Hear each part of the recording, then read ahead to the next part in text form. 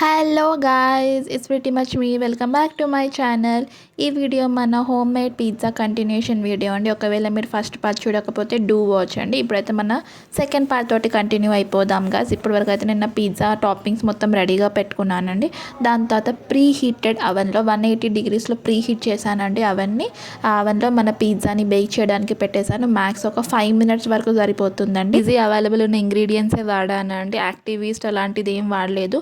మన ఇంట్లో ఏదైతే ఈజీగా అవైలబుల్ ఉంటుందో ఆ ఇంగ్రీడియంట్స్ తోటి నా డోని ప్రిపేర్ చేసుకున్నాను. ఒకవేళ మీకు డీటెయిల్ రెసిపీ కావాలి డోది అయినా, లేకపోతే నేను ఏమేమి సాసెస్ వాడాను ఈ పిజ్జాలో అది తెలుసుకోవాలన్నా కూడా డూ కమెంట్. నేను మొత్తం డీటెయిల్ రెసిపీ మీతో షేర్ చేస్తాను.